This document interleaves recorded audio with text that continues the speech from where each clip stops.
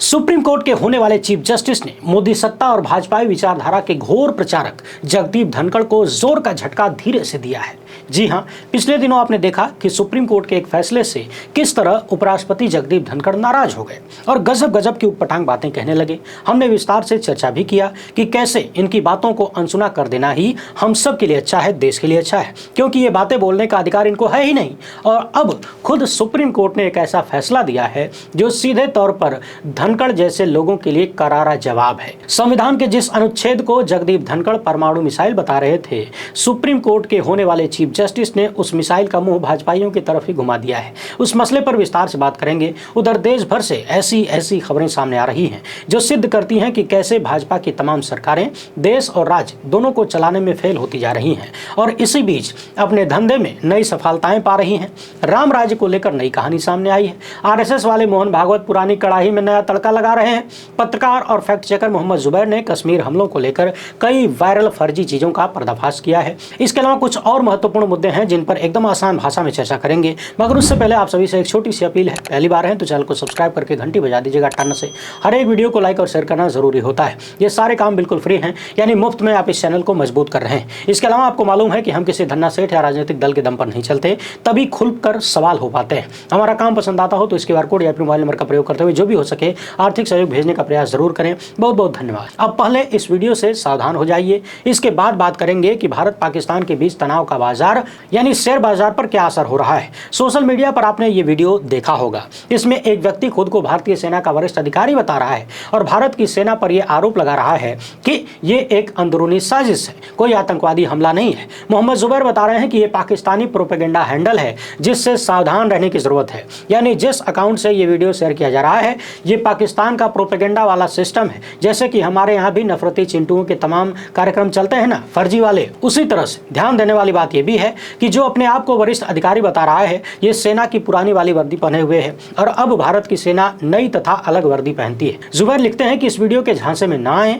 आगे जुबैर ने यह भी बताया है कि कोई पाकिस्तानी है खालिद वजीर, जब मामला पकड़ा गया तो उसने अपना अकाउंट डिलीट कर दिया, मगर भारत में बहुत सारे लोग इस वीडियो के चपेट में आ चुके हैं, इस प्रोपेगेंडा में फंस चुके हैं और इस वीडियो को खूब शेयर किया जा रहा है। अब यदि आप भी आ चुके हैं तो औरों को भी बताइए, खुद भी समझ जाइए। ऐसा वीडियो अगर सामने आता है तो उसे शेयर न करें, बल्कि भेजने वालों को अवगत कराएं कि ये मामला गड़बड़ है, ये पाकिस्तानियों का खेला है। भारत में एक बड़ा वर्ग इस हमले के खिलाफ जवाबी कार्रवाई का इंतजार कर रहा है। दूसरी तरफ पाकिस्तान भी अपनी तरफ से हवा टाइट कर रहा है। इस बीच भारतीय स्टॉक मार्केट में बड़ी उथल पुथल देखने को मिली। सेंसेक्स 600 अंक गिर गया, निफ्टी में भी 200 अंक की गिरावट देखी गई और कारण बताया जा रहा है भारत पाकिस्तान के बीच शुरू हुई टेंशन। सेंसेक्स के 30 शेयरों में से 26 में गिरावट है। एक्सिस बैंक, अदानी पोर्ट्स और बजाज फाइनेंस में 4.5% तक की टूट हुई है। वहीं टेक महिंद्रा, इन्फोसिस, टीसीएस और HCL टेक में मामूली तेजी देखने को मिली। यानी भारत पाकिस्तान के बीच शुरू हुई टेंशन ने भारतीय बाजार को प्रभावित किया है और अच्छा खासा प्रभावित किया है। वैसे मार्केट में कुछ तरीके ऐसे भी हैं जिनसे बाजार ऊपर जाए या नीचे, फ्यूचर और ऑप्शन ट्रेडिंग के जरिए दोनों सिचुएशन में कमाई की जाए। से भारतीय शेयर बाजार में संकट का समय चल रहा है। इस बीच कहानी और बिगड़ने लगी और जिम्मेदार लोगों के कानों में जू नहीं रेंगती।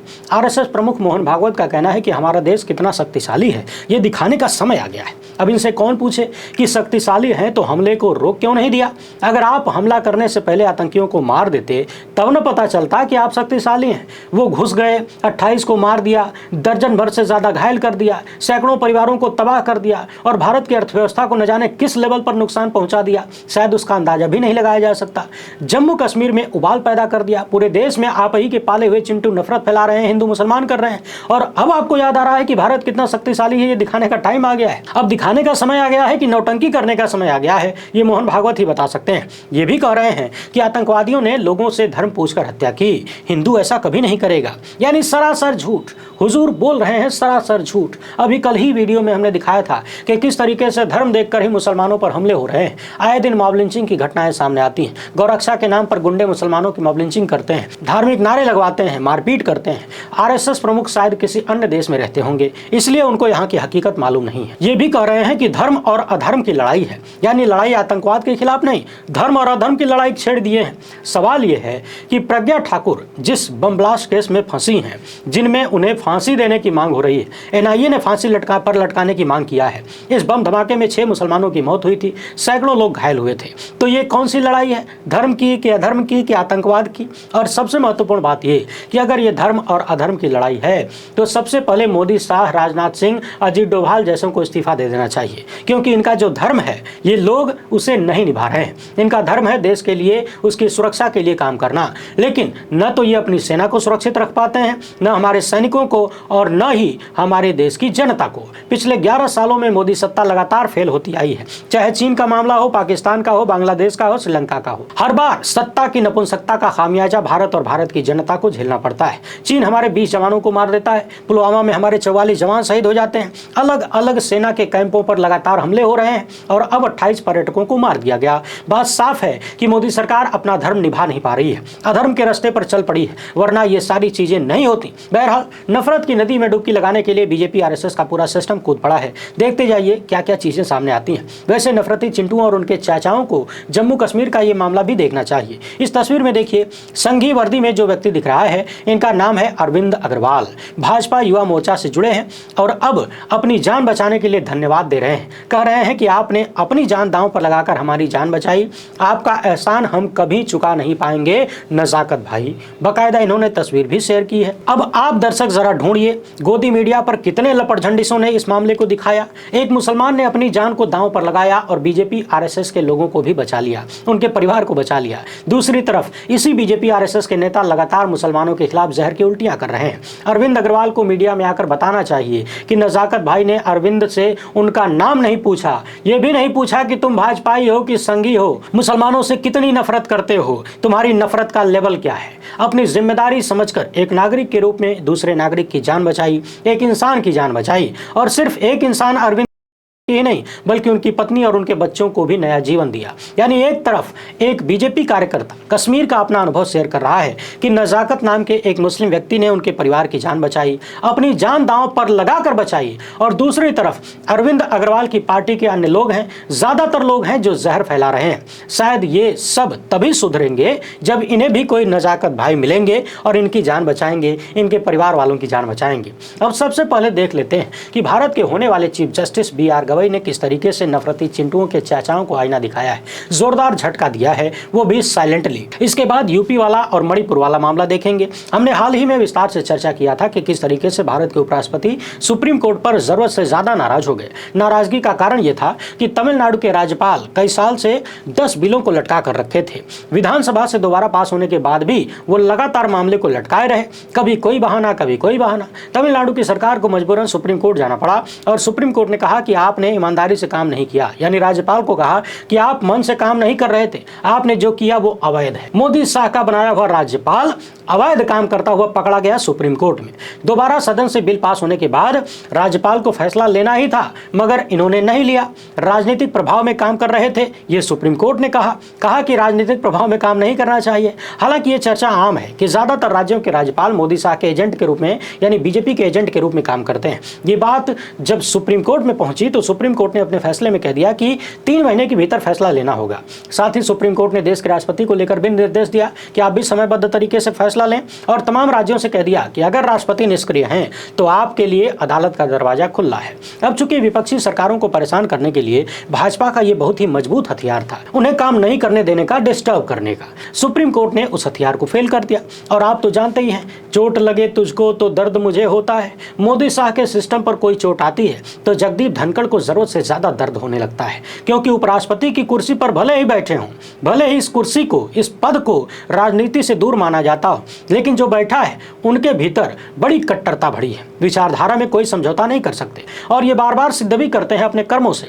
पिछले दिनों नाराज होते हुए कहने लगे कि संविधान का अनुच्छेद 142 ये जो है ना, ये सुप्रीम कोर्ट के लिए परमाणु मिसाइल बन गया है, और परमाणु मिसाइल बनकर 24 घंटा सुप्रीम कोर्ट के लिए काम करता है। सुप्रीम कोर्ट राष्ट्रपति को निर्देश कैसे दे सकता है? अब आप ये जान लीजिए लीजिए कि अनुच्छेद 142 जो है वो सुप्रीम कोर्ट को यह अधिकार देता है कि वो पूर्ण न्याय करने के लिए कोई भी आदेश या फैसला दे सकता है, चाहे वो किसी भी मामले में क्यों ना हो। तो धनखड़ साहब नाराज हो गए, कहने लगे कि भारत की राष्ट्रपति का पद काफी ऊंचा है, सुप्रीम कोर्ट उनको निर्देश कैसे दे सकता है। तो कई जगह पर अनुच्छेद 142 को लेकर चर्चा उठी। कुछ लोगों ने इसे नकारात्मक कहा, किसी ने कह दिया कि इसको हटा देना चाहिए, बदल देना चाहिए। मगर इसी बीच सुप्रीम कोर्ट के होने वाले chief justice B R Gavai और जस्टिस मसीह की पीठ ने एक ऐसा फैसला दे दिया अनुच्छेद 142 को लेकर कि अब इस पर सवाल उठाने वालों को सोचना पड़ेगा। दरअसल मामला यह था कि 250 छात्र जो कि होटल मैनेजमेंट की पढ़ाई करते थे, जिस बिल्डिंग में उनकी पढ़ाई होती थी वो बिल्डिंग खाली करनी थी और जहां उन्हें ट्रांसफर किया जा रहा था वो बिल्डिंग अभी तैयार ही नहीं थी, यानी कि 250 छात्रों का भविष्य अधर में लटकने वाला था।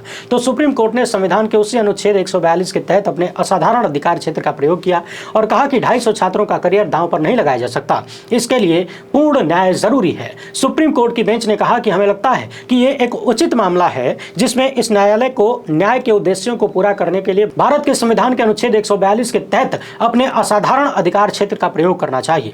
यदि हम इस मामले में भी अपनी शक्ति का प्रयोग करने में फेल हो जाते हैं, नहीं करते हैं, तो 250 छात्रों का करियर खतरे में पड़ जाएगा। और छात्रों के हित को ध्यान में रखते हुए सुप्रीम कोर्ट ने अपना फैसला दे दिया। आप चाहें तो वीडियो को पॉज करके पूरी कहानी, पूरा मामला पढ़ सकते हैं। अब इस फैसले के बाद चर्चा ये हो रही है कि जिस तरीके से अनुच्छेद 142 का जिक्र करते हुए उसे आगे रखते हुए सुप्रीम कोर्ट ने 250 से अधिक छात्रों के करियर को बचाने का काम किया, ये कहीं न कहीं उपराष्ट्रपति जगदीप धनखड़ और बीजेपी के उन तमाम लोगों को जवाब है जो सुप्रीम कोर्ट के इस बड़े अधिकार को परमाणु मिसाइल कह रहे थे, बदनाम कर रहे थे। कहीं न कहीं इसके खिलाफ माहौल तैयार करने की कोशिश थी और संविधान को गलत ठहराकर सुप्रीम कोर्ट के अधिकारों को छीनने की कोशिश का एक प्रयास नजर आ रहा था। वैसे बात जहां परमाणु मिसाइल की है, यानी हिंसा की है, आगजनी की है, तो आप लगभग 2 साल से चल रहे मणिपुर को कैसे भूल सकते हैं। अभी हाल ही में गृहमंत्री अमित शाह ने सदन में खड़े होकर झूठ बोला कि कई महीने से मणिपुर में शांति है, मगर अब खबर देखिए, कामजोंग जिले के कुकी समुदाय के 2 गांवों में घरों में आगजनी हुई और इसके बाद कर्फ्यू लगाया गया।